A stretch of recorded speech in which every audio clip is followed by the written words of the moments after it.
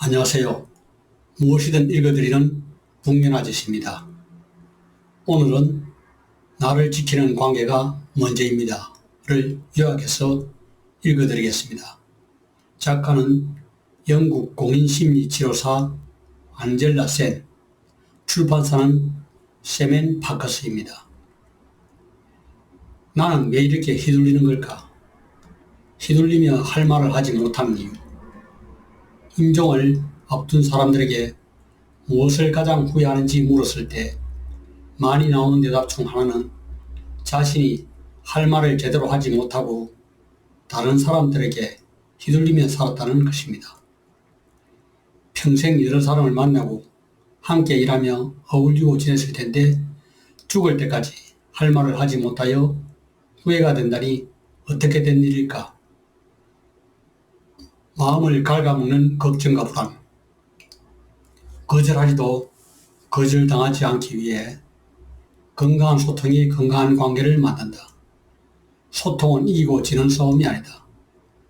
건강한 소통은 자신의 생각과 감정을 표현하고 요구를 솔직하고 분명하게 전달하면서 동시에 서로의 권리를 존중하는 소통이다. 건강한 소통에 대한 오해들. 건강한 소통법은 상대의 비위를 잘 맞추거나 존재감을 드러내고 주목받기 위한 화술이 아니다. 마음이 없는 말을 그럴듯하게 지어내는 것도 아니다. 건강한 소통은 가장 효과적으로 자신의 진정성을 표현하는 방법이며 이것은 말을 잘하는 것뿐만 아니라 잘 듣는 것을 포함한다. 건강한 소통은 함께 하는 것이기 때문이다. 건강한 소통과 공격적 소통은 둘 다 자신의 마음을 단호하게 표현한다는 점에서 공통점을 가진다. 하지만 건강한 소통은 갈등 상황을 문제 해결의 기회와 과정으로 보는 반면 공격적 소통은 이러한 상황을 이기고 지는 싸움이라고 보는 경향이 있다. 건강한 소통을 위해서는 불편한 상황을 마주하고 대화를 시작하는 데는 용기가 필요하다. 우리에게는 관계를 주고 가거나 끊어버리는 이분법적 선택지보다 훨씬 다양한 선택지가 있다. 한 걸음 물러서서 유연하게 상황에 대응한다면 일정 기간 안전거리를 지키는 것이 오히려 건강한 소통 방식이 될 수 있다. 이러한 유연한 대응이 불편함을 마주하는 자신감과 용기로 성장한다. 휘둘리지 않는 사람은 어떤 사람일까? 소통 방식은 수동적 연두부형, 공격적 불도제형, 수동 공격적 돌려가기형, 건강한 단호박형으로 나눌 수 있다. 참고 또 참는 수동적 연두부형은 상대방이 밀고 들어와도 확실한 선을 그어주지 않고 계속 받아주는 행동을 하면서 이 정도는 괜찮아라는 메시지를 반복해서 암시하기도 한다. 목소리를 똑바로 내지 못하고 항상 상대에게 맞추며 지나치게 사과를 남발한다. 항상 싸울 준비가 되어 있는 공격적 불도제형은 자신의 권리만 내세우고 타인의 권리는 무시하는 소통 유형이다. 강하고 공격적인 말투를 사용하며 말의 내용이 아닌 말하는 사람을 공격하고 다른 사람의 영역을 침범하며 위협적인 자세를 취한다. 겉과 속이 다른 수동 공격적 돌려가기형은 숨어서 저격함으로 의사소통 유형 중에 가장 상대방을 혼란스럽게 만드는 유형이다. 의도적인 지연이나 무성의한 반응을 보이고 가짜 칭찬하기와 일방적 친절함을 보이거나 언행이 불일치한다. 따뜻하지만 휘둘리지 않는 건강한 단호박형은 차분하게 말하거나 적당한 거리를 유지하고 언행이 일치한다. 가장 건강한 소통 유형이다. 휘둘리는 어른으로 자라는 이유. 어디서부터 휘둘리기 시작한 것일까? 걱정과 두려움은 우리가 할 말을 제대로 하지 못하고 휘둘리게 만드는 대표적인 마음의 오감이다. 이것은 과거의 경험을 통해 학습한 것이다. 습관대로 마음의 관성에 따라 움직일 때 우리는 같은 문제가 반복되는 것을 발견하고 한다. 분명히 새로운 사람과 연애를 하는데 과거의 연애와 비슷한 패턴으로 만나고 헤어짐을 반복하는 것처럼 말이다. 마치 휘둘리는 관계를 어른이 된 지금도 반복하고 있다면 가치관이 형성되는 생애 초기에 부모로부터 적절한 애정과 통제를 경험하지 못했거나 가족 구성 간의 공격적이거나 수동적인 태도로 갈등을 처리하는 환경에 지속적으로 노출되었을 가능성이 있다. 누구에게나 당연한 상처는 없다. 스스로를 괴롭히는 생각의 굴레, 불안함과 잘못하면 버려질 것이라는 생각이 좌절감을 가져오고 최고가 아니면 사랑받을 수 없다 생각되며 아무리 잘해도 소용없다는 무력감과 어차피 내 편은 아무도 없다는 외로움이 상처를 심화시킨다. 우리는 상처받은 내면의 아이를 마음의 뿌리 안에 숨겨두고 단단한 기둥을 세워 보호한다. 뿌리가 약한 나무에 기둥을 바치는 것처럼 마음의 뿌리에 상처가 클수록 마음의 기둥을 더 단단히 바친다. 하지만 마음의 기둥은 우리를 정말 안전하게 지켜주는 것일까? 우리를 떠받치는 마음의 기둥은 신념과 규칙이다. 마음의 뿌리는 나와 사람과 세상을 바라보는 기본 틀이 되고 그 틀을 바탕으로 수많은 것들에 대한 수많은 의견이 촘촘히 자라난다. 우리는 복잡한 세계를 이해하기 위해 이것은 좋다 나쁘다라는 방식으로 우리를 둘러싼 것을 정의하고 가치 평가를 내린다. 바로 이런 것들을 신념이라고 한다. 마음의 기둥 중 반드시 지켜야 한다고 믿는 계율로 규칙이 있다. 악순환을 반복하는 마음의 관성으로 삶의 규칙은 유연하게 적용될 때는 긍정적인 역할을 하기도 하고 자신의 결핍을 내쳐오면서 성취를 이루어내는 생산적인 자기돌봄의 방식이 될 수 있다. 문제는 성인이 되어 상황이 변했는데도 불구하고 융통성을 발휘하지 못하고 하던 대로 고집하는 경우이다. 건강한 소통은 너의 삶이 아니라 나의 삶에 초점을 맞춘다. 과거를 들여다보는 것 또한 다른 누군가를 탓하기 위해서가 아니라 그럼에도 불구하고 지금 여기서 나의 삶을 헤아려 주기 위함이다. 내 마음을 가르쳐 나 자신과 소통하기. 소통을 할 때 나의 무게중심을 잃고 타인에게 지나치게 기우게 되면 휘둘리거나 휘두르면서 할 말을 제대로 못하게 된다. 나 자신에게 무게중심을 가져올 때 각자의 중심을 지키면서 건강한 소통을 할 수 있다.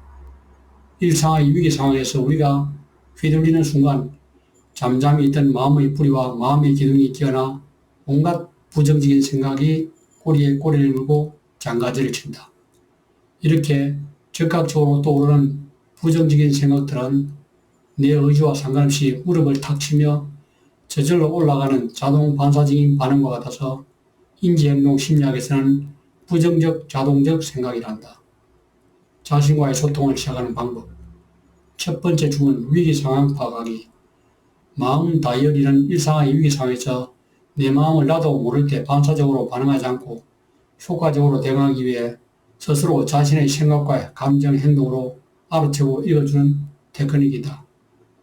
두 번째 중은 감정 읽어주기. 불편하더라도 감정을 초대하여 온전히 느끼고 이름을 찾아 불러주는 것은 내 마음을 읽어주는 기초 작업이 된다. 세 번째 중은 생각 읽어주기. 우리의 생각은 눈 깜짝할 사이에 이리저리 치고 빠지면서 주의를 흩뜨리고 마음을 괴롭히는 성향이 있기 때문에 생각을 포착해서 읽어주는 과정은 마치 악기를 배우는 것처럼 꾸준한 연습이 필요하다. 생각과 감정은 한 몸처럼 밀접한 관계일 뿐 아니라 서로 영향을 주고받게 된다. 나와 나의 생각은 새로운 관계를 맺을 필요가 있다. 나와 나의 생각에 건강한 관계를 맺기 위해서는 건강한 거리두기가 필요하다. 네 번째 중은 행동 살펴보기. 우리는 종종 마음은 그렇지 않은데 나도 모르게 말이 나와 버렸다라는 표현을 한다.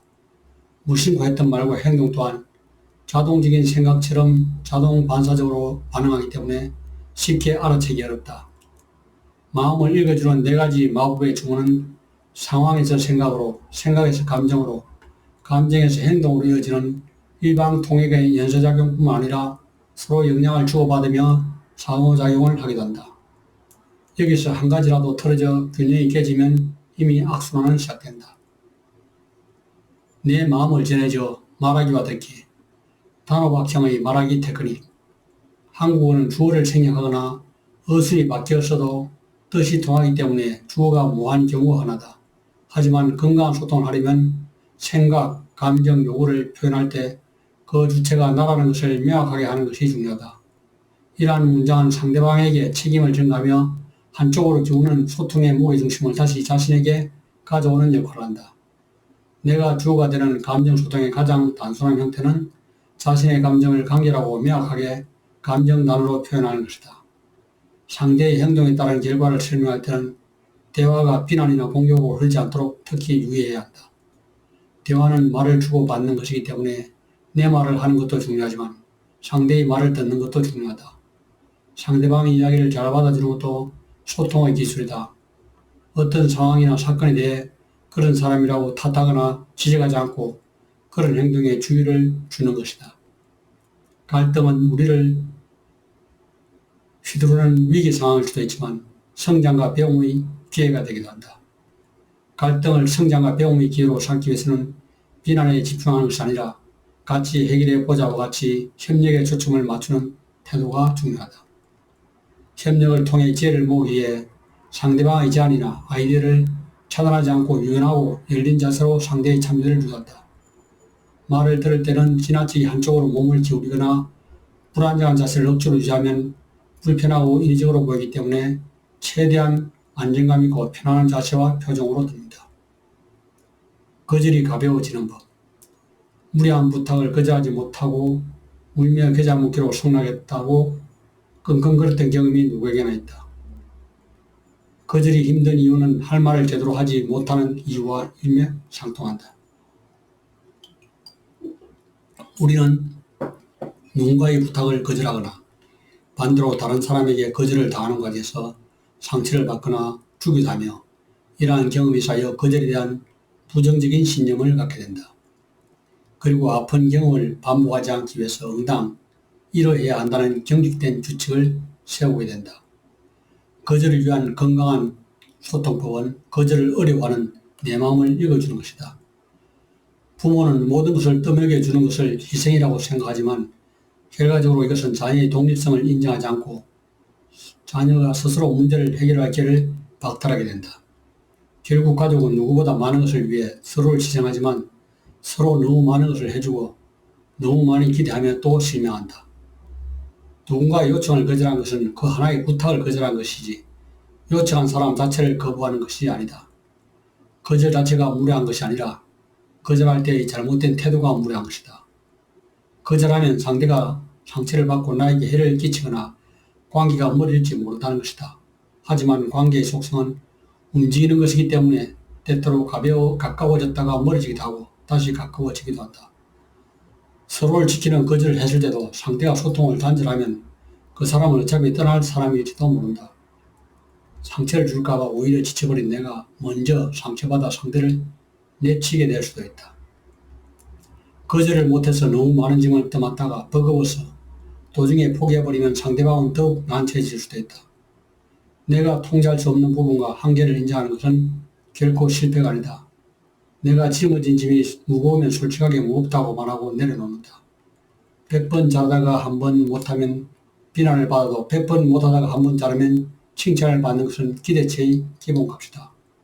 우리는 관계가 가까우면 좋다고 생각하지만 아이러니하게 관계는 사이라고 본다. 건강한 관계는 거리를 둔다.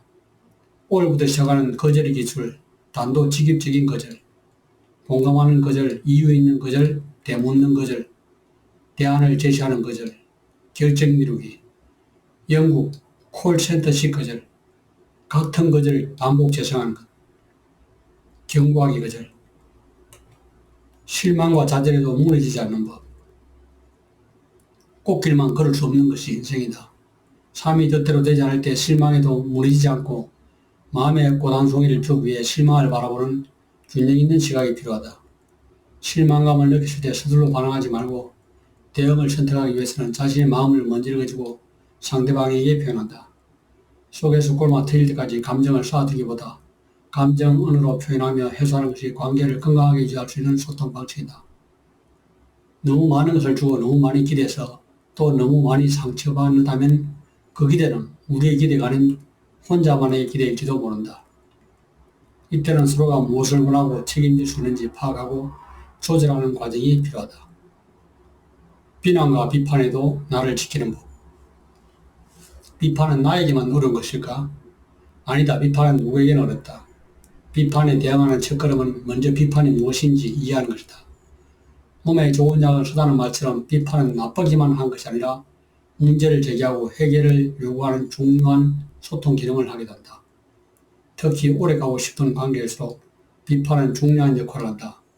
비판의 대상은 사람이 아닌 행동이다. 따라서 사람과 행동을 분리해야 한다.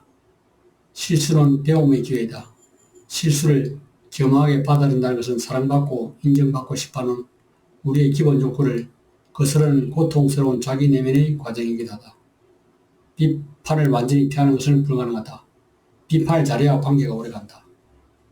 태도가 아닌 문제에, 과거 아닌 현재에 집중한다.